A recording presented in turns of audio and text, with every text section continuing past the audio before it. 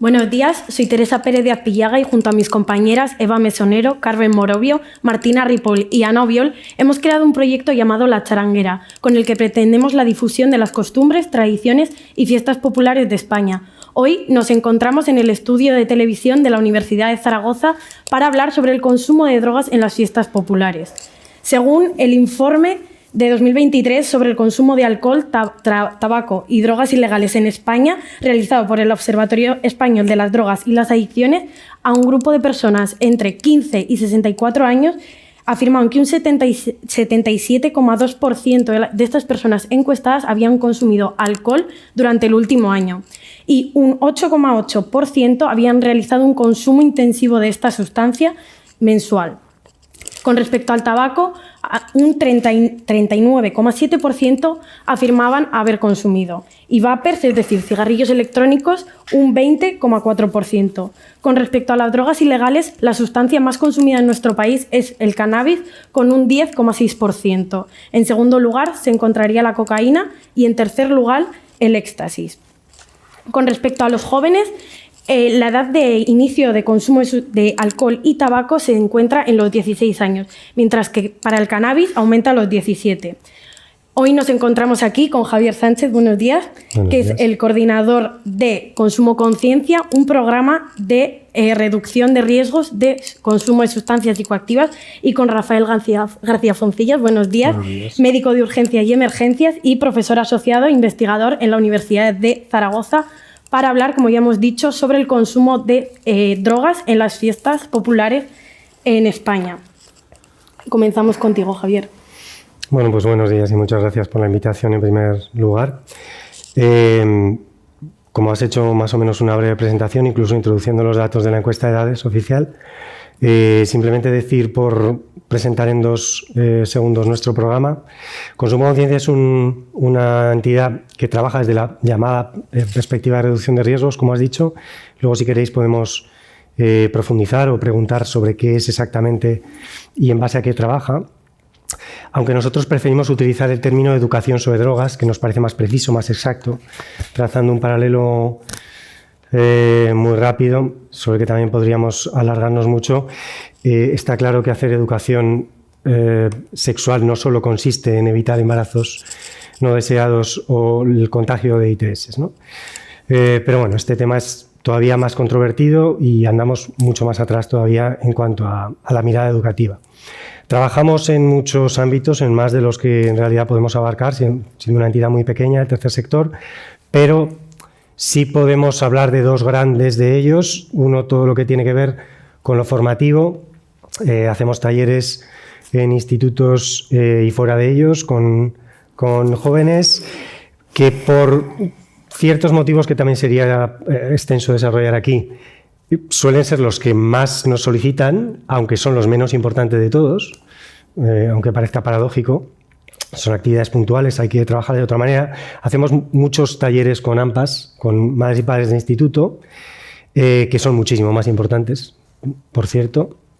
Y también hacemos cursos con docentes o para docentes destinados también a gente de servicios sociales, a cualquier profesional de la prevención, etc. Hemos hecho alguno incluso con la Asociación de Periodismo Aragonesa hace ya años, para tratar de que el tema se trate con, meto aquí la apostilla, con menos sensacionalismo, con más rigor, con más conocimiento. Ojalá. También somos conscientes de la precariedad en la que se suele trabajar en el sector, pero bueno. Y tenemos incluso alguna pestaña en nuestra web dedicada a matizar o aclarar algunas de las noticias vertidas en prensa.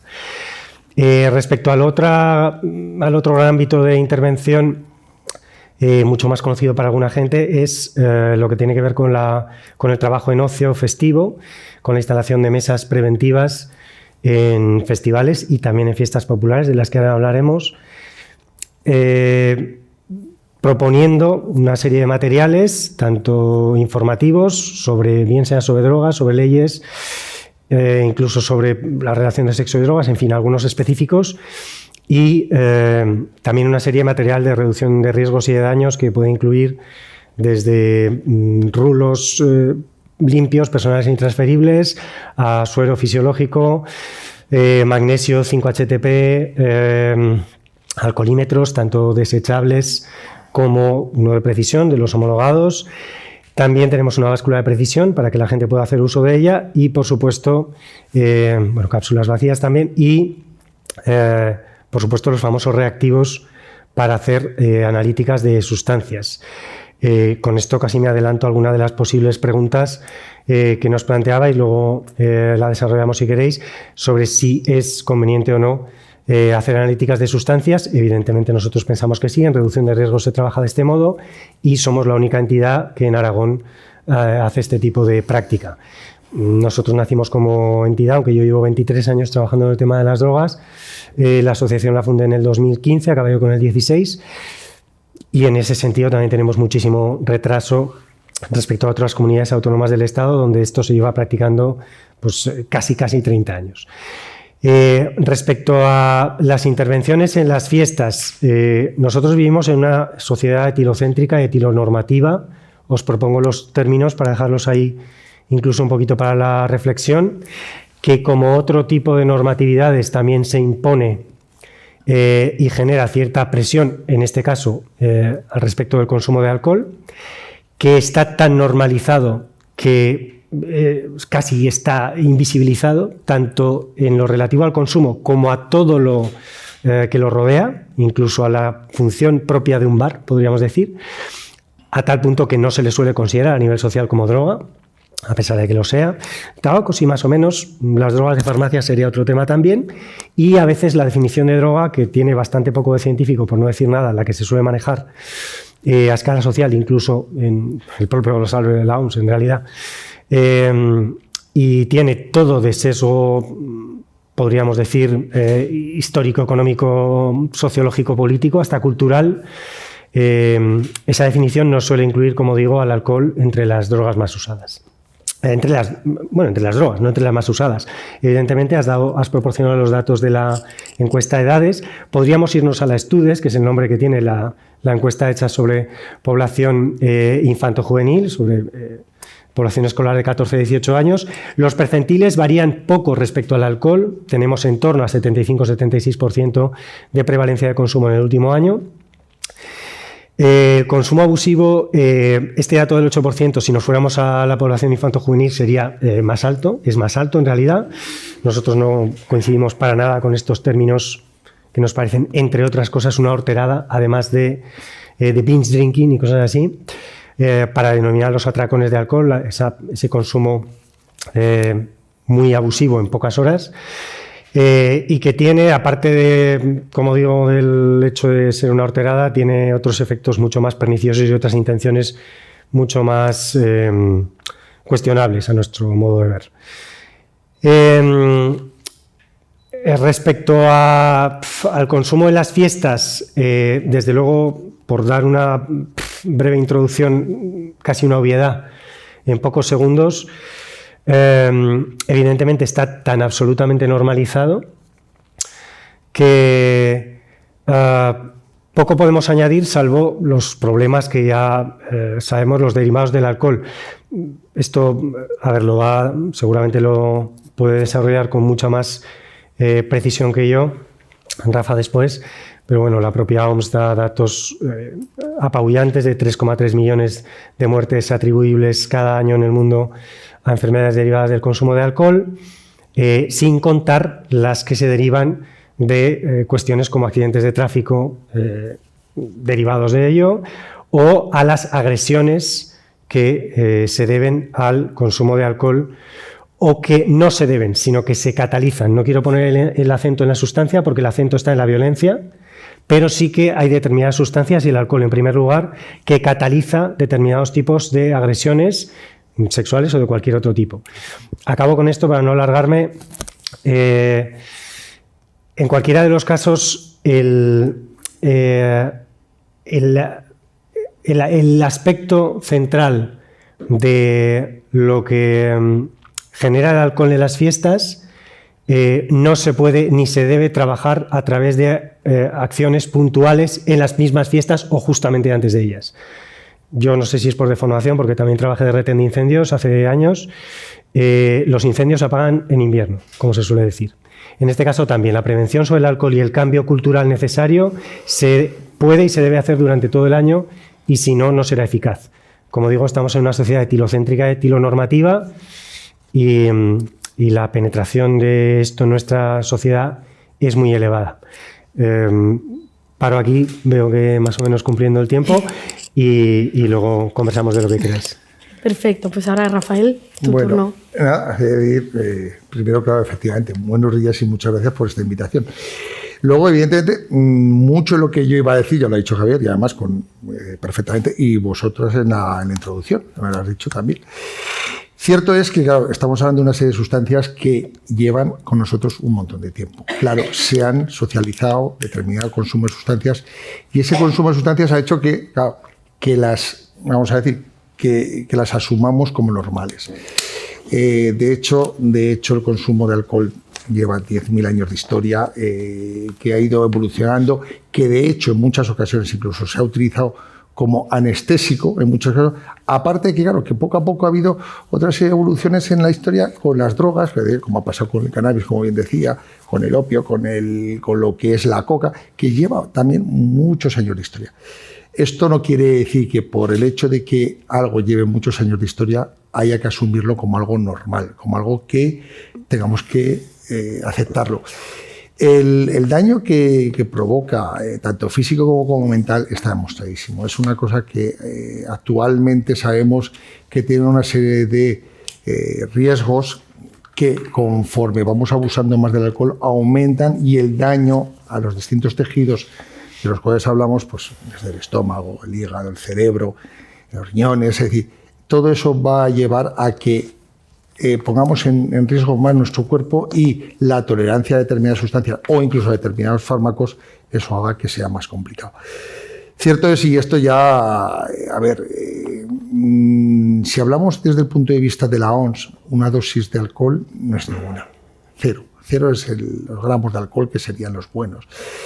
Claro, desde el punto de vista cultural hay gente que muchas veces le comentas y le preguntas, ¿y usted bebe? Y dice, no, yo no bebo. Y entonces, pues claro, la gente tiene el concepto de que no bebe, cuando a lo mejor todos los días para su comida, para su cena, necesita 1 o 2 vasitos de vino. Y esto, culturalmente, en gente mayor es algo que está incluso asumido y aceptado. Entonces, claro, eso es una cuestión que, claro, culturalmente y socialmente es muy difícil de extraer. Efectivamente, yo estoy totalmente de acuerdo con Javier en una cosa, que es el hecho de que hay que trabajar. Como sociedad hemos fallado, hemos fracasado en algo, y hay que trabajar es decir, esto es un trabajo a muy largo plazo. Desgraciadamente, la medicina preventiva, la salud pública, tiene programas desde hace muchísimos años para intentar mitigar todos estos efectos, y tiene programas que intenta hacer un ocio saludable. Ese ocio saludable, el problema que tiene es que actualmente, pues, la gente, pues, tiramos, porque es mucho más fácil decir, tomo algo, y aunque sea una cerveza o una copa o un cubata, y resulta que me resulta más fácil acercarme a esa persona con la que quiero hablar o entablar una conversación. Y eso, claro, no somos conscientes de que estamos haciendo que nuestro cerebro ya asocie el tomar algo con la capacidad de hacer algo. Y entonces ahí está el problema. Entonces, claro, hemos normalizado esos comportamientos. Sí que es cierto que algo falla en nuestra sociedad cuando tenemos o precisamos de esas necesidades para realmente afrontar determinados. Y a una costa de que somos conscientes de que en la sociedad en la que vivimos no podemos decir que no sabemos qué riesgos tienen las cosas. Es decir, no podemos decir que no tenemos información suficiente. Tenemos información unas veces equivocada, otras veces acertada, unas veces más mediatizada por los intereses económicos o los intereses, vamos a decir, partidistas de una serie de influencers que nos recomiendan o nos asesoran determinados consumos que dices, esto no es normal. De hecho, el patrón de las drogas está cambiando. Es decir, desgraciadamente ahora nos estamos encontrando con que las drogas que tenemos ahora son tremendamente puras. Son drogas que cada vez han ganado en pureza. Es decir, y la nueva entrada de drogas como son el fentanilo, como son la 3-MMC, que ya supera a lo que era toda la metanfetamina. Es decir, todas estas cosas, pues claro, hace que estemos en una situación que no se puede quedar parada en un momento determinado. Esto evoluciona. Desgraciadamente es como todo, la tecnología evoluciona. Te puedes seguir teniendo un teléfono de los de marcaje, aquellos que teníamos en casa, que le damos la vuelta, pero ahora mismo ya esto te obliga a que nos vayamos actualizando y que vayamos conociendo un poco la situación de con qué nos enfrentamos. Desgraciadamente, siempre, como pasa con todo, primero es el accidente, primero es la droga, primero es los efectos de esa droga y luego es el intentar subsanar esos. Desgraciadamente, desde el punto de vista médico-sanitario, luego os contaré anécdotas y entre otras cosas, pues a veces, pues cuando no tienen médicos para cubrir determinados eventos, como ha sido el Espacio City, pues acudo a estos sitios como médico, como parte del retén médico que va a estos sitios. Y curiosamente, y esto lo digo aquí y luego lo discutiremos, es decir, este año de lo que hemos visto poco es de lo que era el consumo, vamos a matizarlo, el consumo excesivo de alcohol, sí el consumo de alcohol. Pero lo más gracioso es que este año no hemos visto tantas borracheras como otros años, sin embargo lo que sí hemos visto es consumo de otras sustancias que no somos capaces de determinar. Y este año ha habido situaciones, en nuestro caso, que han sido tendentes al riesgo vital para la persona. Y eso te lleva a que seamos conscientes que nosotros como médicos en urgencias, ¿qué es lo que pasa? Que atajas en un momento dado ese síntoma, este signo que pone en riesgo. Lo que es el averiguar la sustancia que ha consumido o la que le han hecho consumir, eso es cuestión del hospital, servicio de urgencias. ¿Por qué? Porque nosotros muchas veces en estos sitios lo que no tienes es la herramienta para determinar, para hacer una determinación de qué es lo que ha tomado. Y de hecho muchas veces aquí habría que ver lo que sería el aspecto de seguridad, el aspecto de a quien corresponda el poder determinar o obtener esa sustancia. ¿Por qué? Porque este año lo que sí que se han repartido han sido pulseras que determinaban de un solo uso una serie de sustancias. Pero claro, no te determinan todas. Y ese es el gran problema que hay con todo esto. Entonces, claro, todo esto es muy complicado. Es una cosa que tenemos ahí un ambiente de riesgo que, de principio, lo que hay que intentar es actuar sobre las personas para que ellas sean las que voluntariamente sepan consumir, o mejor dicho, sería no consumir determinadas sustancias y saber salir de tener un ocio saludable en la medida de lo posible. Muchísimas gracias, Rafael. Pues a continuación vamos a pasar al turno de preguntas. Ambos habéis hablado sobre las consecuencias del consumo de alcohol, pero a mí me gustaría preguntaros por consecuencias psicológicas concretas. ¿Cuáles son las más graves?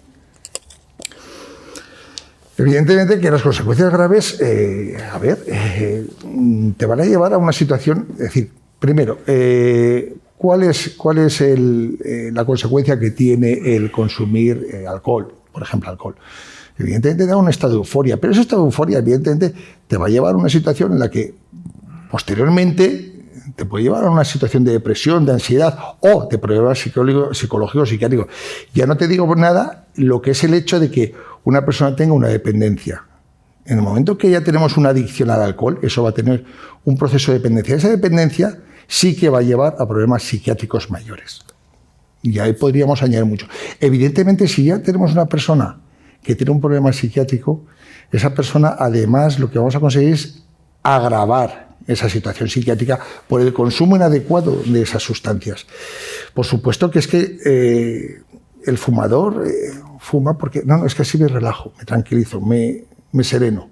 Pero muchas veces el bebedor, ¿qué hace? El bebedor lleva a un proceso con esto, evidentemente, aminoro mi situación de ansiedad, de depresión, de angustia, pero lo que estás llevando es a otra serie de procesos, que eso es soledad. Ya, ojo, Otra cosa que aquí no hemos tocado y que muchas veces yo lo añadiría a cosas que pasan es la situación del género. Es muy distinto que Javier o yo nos pongamos y nos emborrachemos a que te emborraches tú. ¿Por qué? Porque la situación, es decir, socialmente el género es algo que se te atribuye que como mujer no eres una mujer, no eres una persona que tiende al alcoholismo, a la borrachera, a la embriaguez. La gente te mirará bastante peor a ti como ser mujer que a nosotros por ser hombre. El hombre por per se, pues parece que, oye, no, este tiene derecho a emborracharse, la mujer no tiene derecho a emborracharse. ¿Por qué? Porque existe una figura de género, es decir, una concepción del género. Evidentemente que los problemas a nivel de consumo de drogas, por supuesto, están a partir de esa adicción. En el momento en el que tienes una necesidad de consumir para sentirte bien o para realizar según qué actividades. ¿Te gustaría añadir algo? Bueno, añadiría, no tanto desde una perspectiva médica, por supuesto, está bien más autorizado. Sí comentar que, a ver, obviamente el alcohol es un depresor del sistema nervioso central. Hay gente que piensa que en baja dosis es estimulante, el alcohol no estimula nada. Lo que pasa es que al desinhibirnos en un contexto de ocio, de ocio que no siempre, ese es el del consumo, pero cuando es así y a veces mezclado con estimulantes, desde cafeína a cualquier otro estimulante más potente, esa desinhibición puede vivirse como una euforia inicial, pero ya sabemos todos el proceso cómo sigue. El alcohol es la droga evasiva por excelencia. Se habla de que todas las drogas sirven para la evasión, esto no es verdad, ni mucho menos, pero en el caso del alcohol, una de sus funciones, que no la única, o de lo que alguna gente puede buscar, es esa. De hecho, hay un correlato, si nos extendiéramos fuera del tema de las fiestas, evidentemente con malestares sociales, situaciones de precariedad, de ansiedad, de desestructuración de hogares, etcétera, que pueden derivar en un determinado tipo de consumo de alcohol muy diferente del festivo, por supuesto. Yo en realidad tampoco me quiero alargar sobre esto porque sería muy largo, pero sí podríamos hablar de los daños culturales. Yo soy abstemio de siempre he sido el amigo majo que conduce, y cuando recibía la sempiterna cantinera de por qué no bebes, etcétera, etcétera, esa presión de grupo, que en realidad es bastante cuestionable, por no decir falsa, para otras sustancias, en el alcohol sí es muy real, al final ya casi amenazaba con decir, sí, soy abstemio político, si quieres te lo explico, el por qué no. Bueno, toda esa serie de consecuencias a escala social de lo que tiene que ver con, primero con la evasión y con el manejo de los problemas por esa vía, y lo que tiene que ver con el que funcione como catalizador para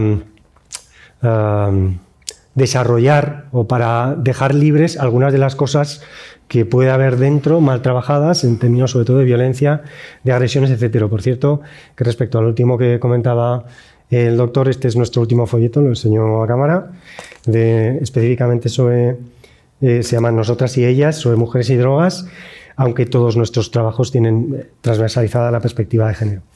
Y has comentado alguna cosita más, pero nos iríamos un poco, aunque bueno, sí, hacer una postilla al respecto de los consumos de otras sustancias. Nosotros sí que además instalamos esos puntos de reducción de riesgos en los festivales.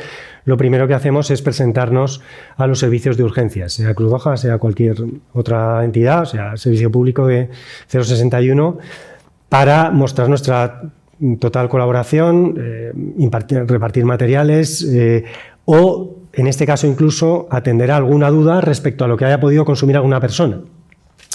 La gente de los servicios médicos suele saber muchísimo sobre drogas legales, sobre drogas ilegales un poquito menos, me van a permitir que lo diga, y entonces en ese sentido nosotros sí que podemos asesorar y podemos colaborar desde una perspectiva interinstitucional, por supuesto, y bueno, juntos siempre trabajamos mejor. Entonces en ese sentido, pues, y acabo para no alargarme con... podemos deshacer algunos equívocos sobre lo que ha podido consumir o no una sustancia, aparte de que nosotros ofrecemos el servicio de análisis precisamente para saber qué es lo que ha consumido y si está adulterado o no y con qué está adulterado para anticiparnos a esos problemas. Trabajamos desde una perspectiva más preventiva que asistencial en reducción de riesgos.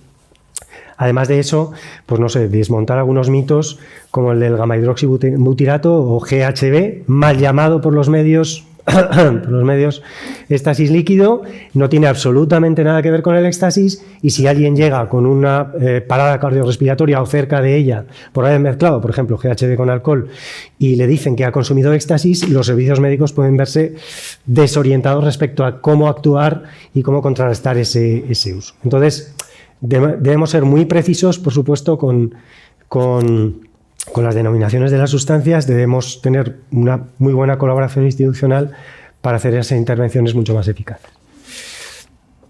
Aprovecho que has hablado sobre la coordinación entre diferentes entidades. ¿Consideráis que es eficaz o hay fallos? ¿Hay algo que falla? Si quieres empezar o sigo con la carrerilla. Aprovecha que... A ver, la coordinación siempre es buena. Sí. Y siempre es necesario fortalecerla, mejorarla en todas las instancias. En este caso, por ejemplo, incluso también con el Instituto Aragonés de la Mujer, a la hora de colaborar entre los puntos violeta y los puntos de reducción de riesgos. Ojalá hubiera más. Ojalá hubiera también más puntos violeta y con mayor cobertura, aunque se están generalizando mucho. Y estas últimas fiestas del Pilar hemos tenido, entiendo que una dotación bastante digna, con horarios adecuados y con condiciones laborales suficientes, no con 4 personas voluntarias cubriendo unas poquitas horas, sino con gente contratada, profesional, que sabe lo que hace, lo cual es un motivo de alegría. Pero a nuestro juicio, el mayor problema de la prevención no está en la coordinación institucional, sino en el enfoque.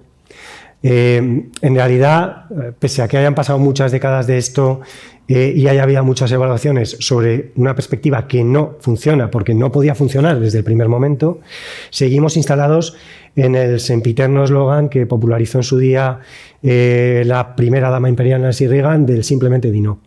Remozado, levemente cambiado, con, digamos, con cambios terminológicos de prevención primaria, secundaria, terciaria, a después la triada de universal, selectiva, indicada, después la inespecífica. Ahora mismo el fetiche de todo es la prevención ambiental, aunque con una visión sobre el contexto bastante cuestionable o limitada a nuestro juicio, pero en realidad la perspectiva de fondo sigue siendo básicamente la misma.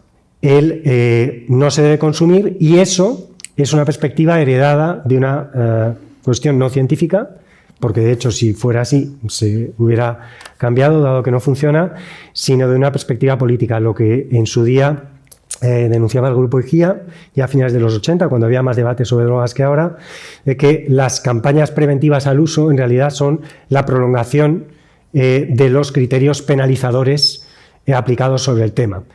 El actual sistema llamado prohibicionista, a partir del cual analizamos el tema de las drogas, muy sesgado, muy pobre, no basado en criterios científicos, en realidad también es históricamente muy joven, tiene poco más de un siglo, y desde que se globaliza en 1961 con la Convención de Viena, pues escasamente 6 décadas, algo más. Y este sistema ha creado muchos más problemas de los que ha solucionado. Cuando esto se transpone a la prevención, seguimos teniendo un problema. Las evaluaciones demuestran, los datos demuestran, las intervenciones demuestran que esta perspectiva no es eficaz, sin embargo no se cambia. El tema de las drogas es muy espinoso y, a pesar de que sea una perspectiva instalada desde hace muy pocas décadas, está muy introyectada en la población, en las instituciones y, por decirlo de una manera coloquial, hace mucho frío fuera de la perspectiva, digamos, socialmente aceptada y en la que alguien se puede sentir poco vulnerable respecto a ataques demagógicos. Pero entiendo que desde cualquier perspectiva útil preventiva debemos ser más valientes para decir qué es lo que funciona y qué es lo que no, y trabajar desde una mirada que sea más parte de la solución que del problema.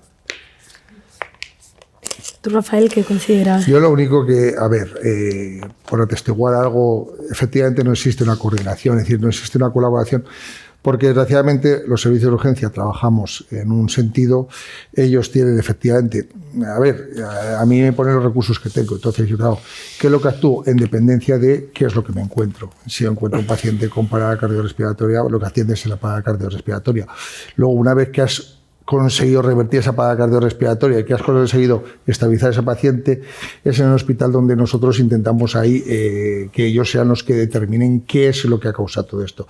Efectivamente, toda información siempre viene bien y de hecho 061, pues es decir, escuchar todas las propuestas que hay y por supuesto que es lo que comentaba yo antes y es lo que él ha reafirmado, es decir, nosotros vamos detrás de todas las drogas. Es decir, primero aparece la droga y luego detrás nosotros nos encontramos con la situación. Yo esto es lo que antes comentaba. Es decir, nosotros tuvimos estas fiestas del Pilar en el Espacio City. Pues estoy ya trabajando para una empresa privada, pero que daba cobertura a este Espacio City pues a una chiquilla con 16 años que aparentemente sus compañeros solamente, y menos mal que estaba acompañada, atestiguaron que ella había bebido alcohol, pero lo que sí que es cierto que la reacción de lo que nosotros encontramos no era de consumo solamente de alcohol. Sabíamos que por luego, decir, por informaciones que nos dieron sus propios compañeros, que algo otras cosas había consumido o le habían dado a consumir. No sabemos qué es lo que era y nuestra situación, evidentemente, una vez de ver el riesgo vital que tenía la chiquilla, fue trasladarla al hospital, porque en esos casos no hacemos otra cosa más que intentar dar una cobertura que, sobre todo, salvaguarde la vida de la persona. Y luego ya nosotros ya dejamos en manos del servicio de toxicología y los de urgencias del hospital, que para eso hay servicios de toxicología en el hospital. Evidentemente, policía va a ser menor, todo lo que es el proceso de desentrañar qué es lo que ha pasado. Más allá, nosotros no actuamos, pero efectivamente falta mucha colaboración, falta mucho por hacer para que esto efectivamente mejore. Y, por ejemplo, antes has hablado de actualizarse con respecto a las nuevas drogas que llegan. ¿Cómo sería eso posible también de cara a la prevención? A ver, el gran problema que hay, esto, vamos a ver, vamos a poner antes una premisa.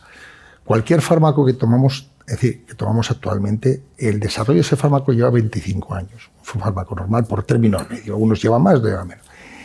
El problema es con qué experimentamos con las drogas. Porque claro, el primero es... yo tenía un amigo que era toxicólogo y decía, para ser un narcotráfico lo único que necesitas es un juego de química. Aquí en Zaragoza había una fábrica que fabricaba un famosísimo juego de química y alguien que tenga unos conocimientos básicos de química. Con eso y, desgraciadamente, dinero, fabricas prácticamente cualquier droga sintética de las que hay actualmente. Esto es lo triste del tema, es que tú haces un pedido a China de fentanilo y te venden fentanilo y lo puedes comprar. Entonces, claro, vamos a ver.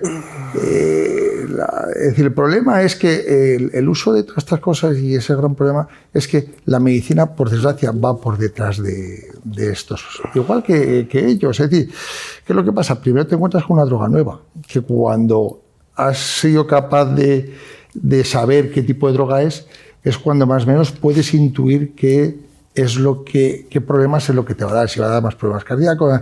Pero evidentemente el gran problema que tenemos nosotros es que no somos conocedores, desgraciadamente, en el momento en el que asistimos a una persona, por lo menos en la urgencia. Yo me acuerdo de los años 90, cuando llegabas a un domicilio a alguien que se había metido pues, un pico de heroína, y entonces revertías el proceso. Pero claro, en aquella época la droga que teníamos era mucho más fácil, no más fácil, sino sabías que jugabas con una serie de compuestos que no eran excesivamente muchos y muchas veces ahora sí que hay muchísima más droga. No sabes cómo está cortada, no sabes cómo está sintetizada.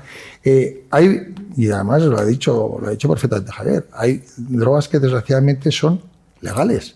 Es decir, hay fármacos que son legales, el alprazolam, todos los psicoinéticos, todos. Claro, tenemos una batería de productos que además eso se utiliza dentro del mercado largo. Entonces es tremendamente difícil esto. ¿Y con respecto a la prevención?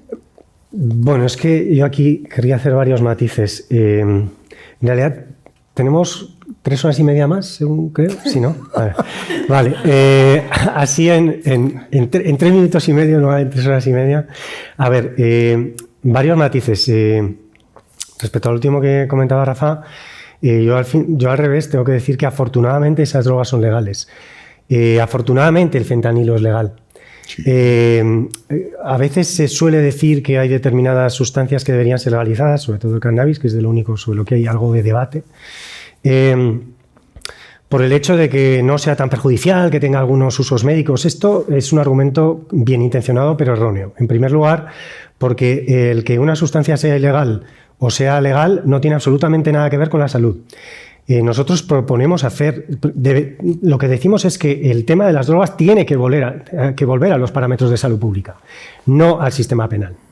Entonces, evidentemente, cuanto más peligrosa potencialmente es una sustancia, más razón para que sea legal y no al revés.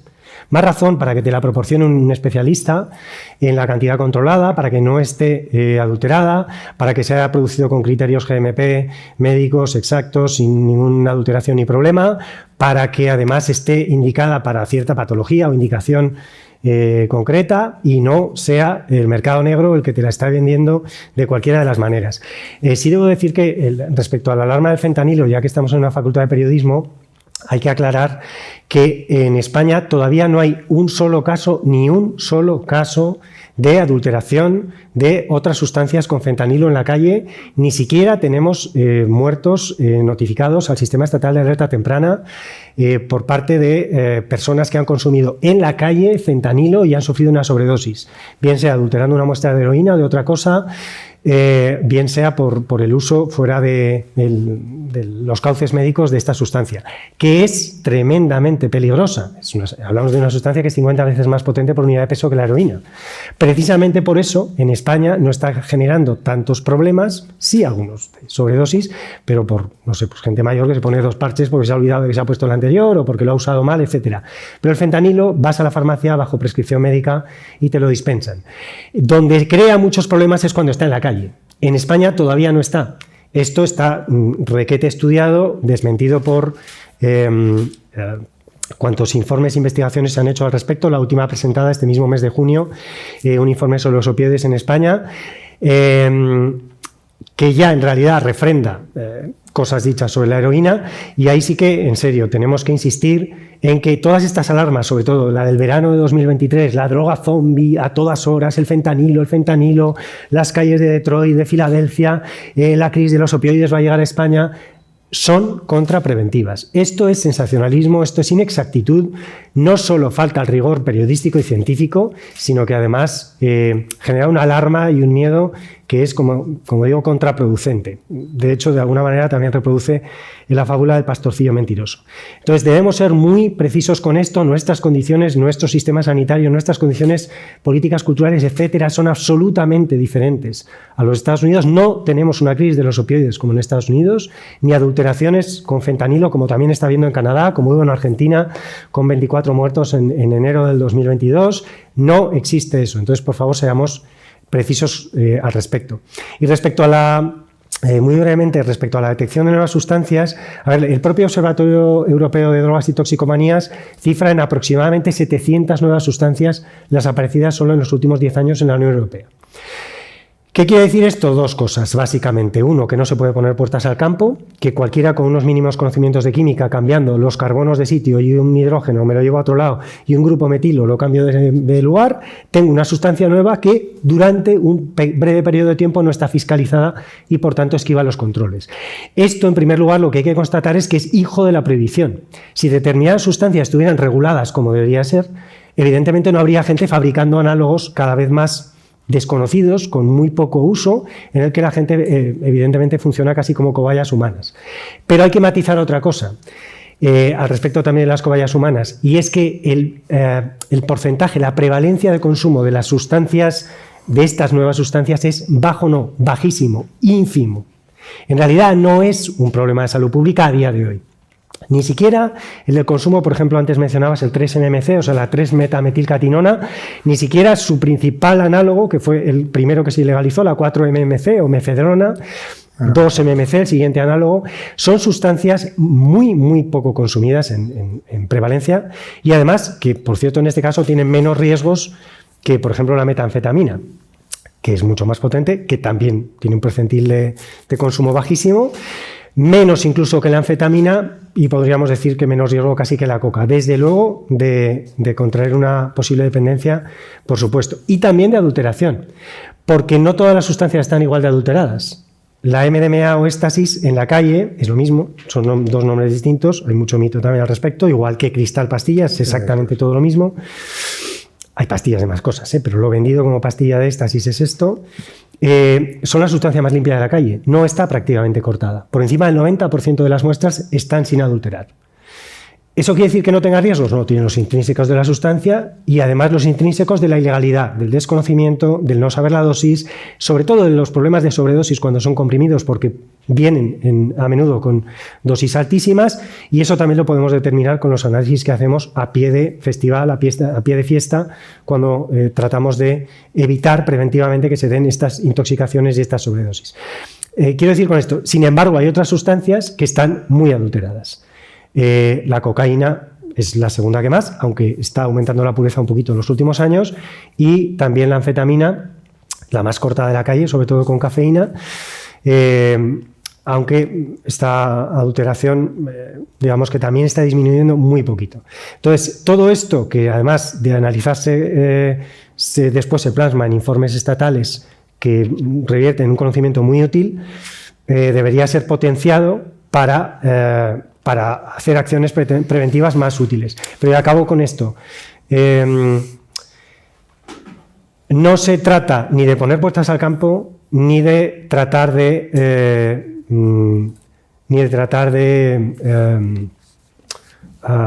evitar determinados consumos, sino de devolver a la salud pública lo que es de la salud pública y no dejarlo en manos del sistema penal y, por tanto, en manos del mercado negro, con todos los errores, con todos los problemas que ello genera. Muchísimas gracias. Ahora vamos a pasar a la penúltima parte de esta mesa redonda, en la que vamos a tratar las preguntas que nos han hecho el público. Ay, que no puedo desbloquearlo. El problema del directo. Problema del directo. Y ya está. A ver, bueno, ya está. A ver, cierto. No, tía, ¿dónde tienes el WhatsApp? Nada, tranquila. No, cierto es que esto es un problema que actualmente esto es muy difícil el expresarlo de esta forma, pero cierto es que efectivamente esto habría que intentar evitar la judicialización de estas cosas y el intentarlo encauzar hacia un tema de salud pública donde realmente, pues claro, si hiciese un adecuado, es decir, consumo, pues como por desgracia o por fortuna pasa con el alcohol y con el tabaco. Pues, bueno, tenemos aquí las preguntas. Ahora te dejamos. Ya está. Vale, ya hemos hecho el impasse. Menos mal, porque ya me iba a poner a largar otra. La primera pregunta es que si creéis que se hace la vista gorda con el consumo de alcohol en los jóvenes, que hay muchos establecimientos que sí proporcionan bebidas alcohólicas a menores. 3 segundos, obvio, sí. Tanto en la venta como en la permisividad, sobre todo en las fiestas patronales y sobre todo en municipios pequeños. Y yo ya ratifico ya directamente lo que ha dicho Javier, porque, a ver, es cierto, es que es más, cualquiera que hayamos vivido en un pueblo, poco menos que con lo que él dice, es decir, si no bebes, pues te hacen el vacío. Resulta que ¿cómo no vas a beber? Entonces, resulta que es algo, ya no te digo nada a los que sois de Logroño, que vamos, como no bebas un vino, vamos, esto es como lo pero del todo. Claro. Por no hablar del debate que se da a veces, nosotros hacemos muchos talleres con AMPAs de instituto, del debate que se da entre progenitoras que deciden proporcionar el alcohol a sus hijos con el argumento de que así, pues beben menos garrafón, digamos que lo beben de modo más seguro. Hay otra gente que se lleva las manos a la cabeza. Yo no estoy en ninguna de las dos posiciones, pero desde luego no estoy a favor de esa medida en cuanto a normalización de ese consumo y a proporcionar ese consumo a menores, ni mucho menos. Pero bueno, eso quiero decir, hablando de permisividad, hay veces que hasta se proporciona. Yo si hubiese aquí gente mayor, es decir, de mi quinta, recordará aquella época en la que te daban el pan con vino y azúcar. peinamos suficientes canas los dos como para que nos hayan dado pan con azúcar y vino para merendar, sí. Con 10, 12 años. Y con menos. Esto se le daba a niños de temprana edad. Y yo en la consulta de pediatría, alguna vez cuando en el centro de salud me he visto, pues, oiga, es que le doy pan con vino y azúcar. Y yo, ahora dile que toda la información de sus ancestros es equivocada. Pues, Complicado. Muy complicado. La siguiente pregunta es, ¿cómo pueden las redes sociales ser un aliado en la prevención del consumo de sustancias?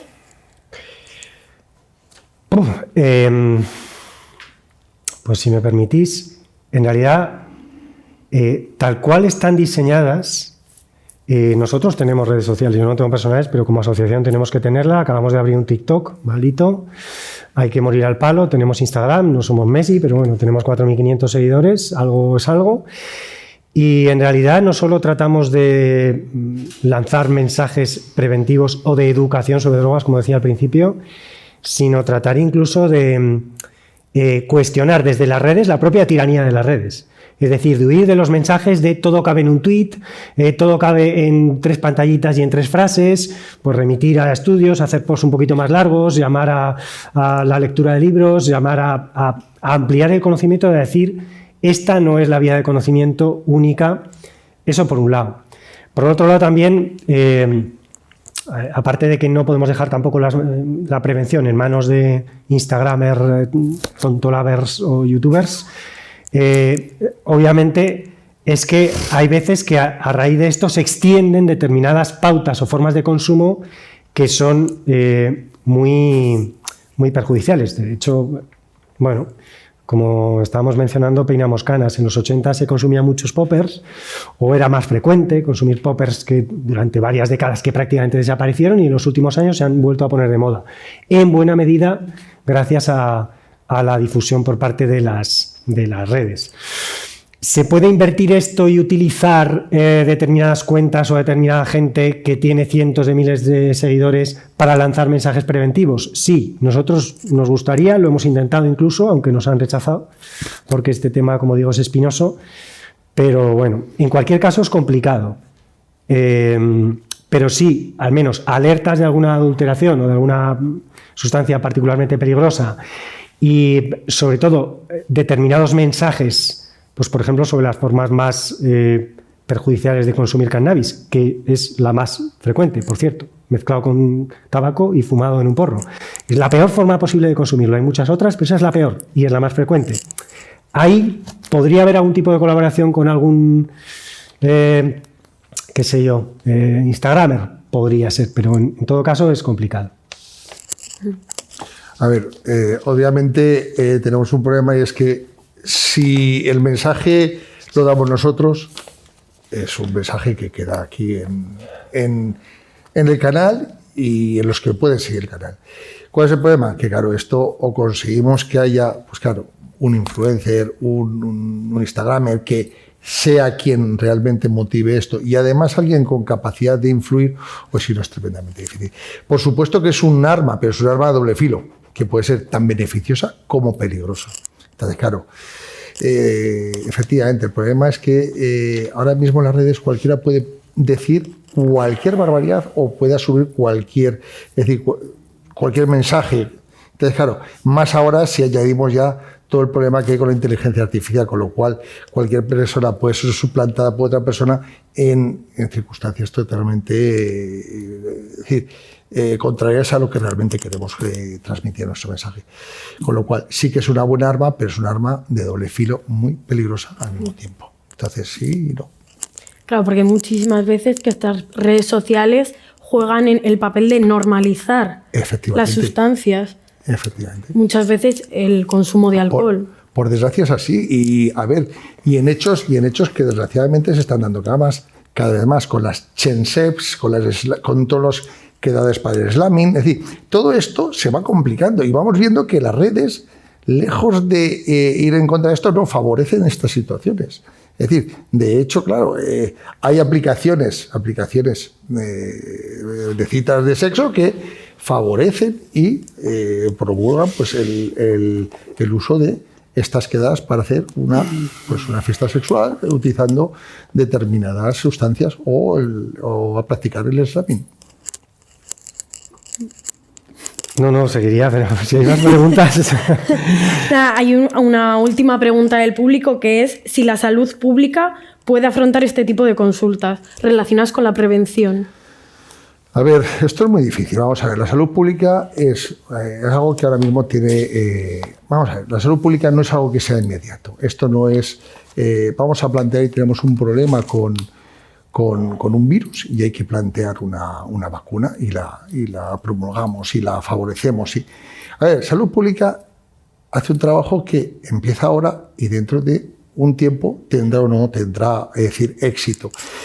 Por supuesto que salud pública, claro que tiene medidas para intentar ir mejorando e ir cambiando estas actitudes, pero no tiene todas las herramientas. Esto es algo que, por desgracia, y Javier lo ha dicho y lo ha dicho muy bien, es decir, si no fuese porque existen asociaciones que tienen un compromiso y que ellos se comprometen voluntariamente con o sin remuneración, efectivamente, esto es prácticamente imposible.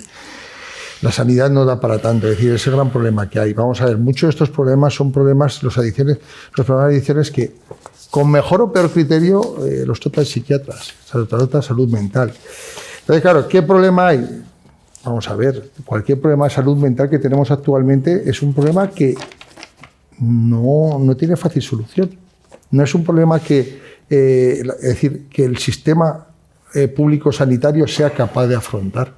Pues porque efectivamente, si hay problemas de médicos, de médicos de base, de médicos de familia, si tenemos una serie de problemas, que esto no es una cosa actual, es una cosa heredada, porque no se han muerto los médicos ni se han jubilado ayer, es una cosa que viene y ya sabemos que se van a jubilar, y cada vez nos vamos a jubilar más. Es decir, y aunque ahora aumenten las facultades de medicina, esto no va a cambiar. Con lo cual, salud pública sí que tiene recursos, pero son unos recursos tremendamente limitados. No podemos conseguir que todo esto lo hagamos y esto hay que implementar. Y es lo que le he dicho antes, hay que hacer muchos cambios. Y entre otras cosas, hay que hacer un cambio a nivel del servicio, en este caso la Guardia de Salud, para que ello pueda favorecer algo. Yo es que a este respecto y respecto a los recursos, digamos que matizaría algo. En primer lugar, insistir en lo que comentaba antes, creo que más que un problema de recursos hay un problema de enfoque. De lo que significa y lo que debería significar la prevención. Prevención es algo que solo que solo cobra sentido si trabajamos desde una mirada de salud pública y no abordando el tema de las drogas desde el sistema penal. Eso en primer lugar. Yo trabajo en Uruguay en determinadas temporadas para la Junta Nacional de Drogas y también en la Universidad Pública en Montevideo, y allí el enfoque es absolutamente diferente y, por cierto, mejor que el de nuestro Plan Nacional sobre Drogas. Pero dicho esto, respecto al tema de los recursos, a veces cuando se dice que no hay recursos, en cierto modo es verdad, pero os pongo un ejemplo con datos. El Departamento de Sanidad es un departamento milmillonario, pero dentro de eso, lo destinado a las partidas de sanidad, de prevención, en este caso de adicciones, de consumos problemáticos, mirad, el equipo profesional masculino de baloncesto de la ciudad recibió en 2021 más del triple de dinero en subvención pública que todas las entidades del tercer sector que trabajamos en prevención juntas. No tengo nada en contra del baloncesto, y tendremos Romaredas, y tendremos unión de estaciones de esquí, y tendremos Motorland. El problema no es que no haya recursos, el problema es cómo se destinan. Porque se venía diciendo que la pandemia iba a ponernos encima de la mesa qué es lo que eran las necesidades realmente relevantes, que iba a cambiar nuestro orden de prioridades, nos iba a demostrar que era lo importante. Bueno, hemos visto que no. En esto no hay modificación y seguimos con presupuestos muy limitados, particularmente en este caso en reducción de riesgos en Aragón, infradotadísimos, pero no solo en reducción de riesgos, sino en prevención en general. Esto por un lado. Pero yo quisiera insistir también en el enfoque. En el enfoque y con medidas que, insisto, a veces es insistir en una mirada preventiva que proviene de ese enfoque punitivo, que no es eficaz y que se ha demostrado que no es eficaz, pero se sigue persistiendo en él, entre otras cosas porque es un tema muy espinoso y que sacar los pies del tiesto o que tener un discurso diferente tiene un coste personal y político muy importante y hasta económico. Puede ser que te corten absolutamente las subvenciones o que te veten en determinados sitios, etcétera. Y es mucho más fácil tomar medidas o insistir en lo que no funciona o tomar medidas cosméticas. Aquí no quería acabar sin mencionar lo que antes comentabas de las pulseras famosas distribuidas durante las fiestas del Pilar. Vamos a ver, nosotros estamos en contra de ese uso. Y no solo nosotros, el proyecto Málvalo, sobre todo Noctámbulas, cualquiera que trabaja desde perspectiva de género el tema de las drogas, denuncia que es una medida cosmética profundamente ineficaz y profundamente derrochadora de los escasos medios que hay en el tema. ¿Por qué? No solo porque se pueden detectar muy pocas posibles agresiones a través de ellas, sería largo de explicar cómo funciona, qué sustancias detecta, cuántos posibles usos, quién los reparte, cómo, cuándo se usa, etcétera, sino porque no va al núcleo del problema. Trato de sintetizarlo en medio minuto, perdón. Vamos a ver, la mal llamada sumisión química, que más propiamente debería denominarse agresiones facilitadas por sustancias, y el cambio no es inocente o no es baladí, es que el acento tiene que estar en la agresión y en la violencia y no en la droga. El problema no está en la droga puede catalizar una agresión, pero no generarla. Alrededor de esto hay 3 mitos que han desmontado cuantos estudios se han hecho. Cito uno particularmente de la Universidad de Alcalá de Henares, que se pueden resumir básicamente en 3 guiones. 1. Las agresiones no están, en su mayoría, aunque también existan, llevadas a cabo por parte de desconocidos, sino por parte conocidos, por parte de gente que conocía ya a la persona agredida. En segundo lugar, que en su mayoría, aunque insisto, también existan otras, no son premeditadas añadiendo sustancias, sino que son oportunistas, es decir, que se aprovechan a alguien que, por ejemplo, ha bebido demasiado y de esa situación de vulnerabilidad es sobre la que ponen en juego esta agresión. Y en tercer lugar, que la principal droga de agresión o catalizadora de agresión es, con infinita diferencia sobre la siguiente, el alcohol. Y tratar de hablar en programas muy sensacionalistas o en otros espacios de que si la mal llamada burundanga, es decir, la escopolamina de toda la vida, o que si le han añadido GHB, o que si le han añadido una benzodiazepina, etcétera, es desviar el foco, 1, de la principal droga usada y 2, de la agresión. No está el problema en las sustancias, sino en la violencia. Entonces, la pulsera, además de un gasto, no enfoca el tema en ninguno de los planos desde el punto de vista más sensato para repensarlo de otro modo.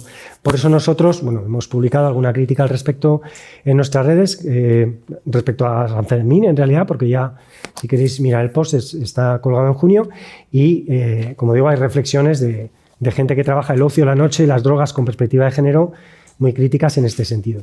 Entonces, esto nos llevaría lejos, lejísimos, porque además es diferente, muy distinto actuar en una fiesta patronal donde la principal droga es el alcohol o mezclada con otras respecto a otro tipo de festivales donde no hay alcohol y entonces, milagro, no hay agresiones, ni sexuales ni de otro tipo.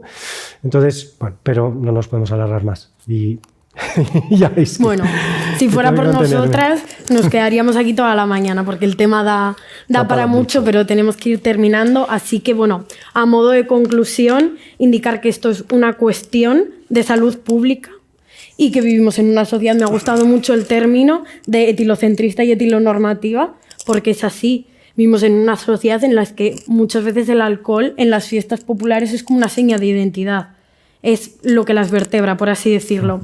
Y para terminar, remarcar que son necesarios programas de concienciación y prevención de riesgos. Y muchísimas gracias a los dos, ha sido un placer. Igualmente. Muchas gracias a vosotras y enhorabuena por el curro. Gracias.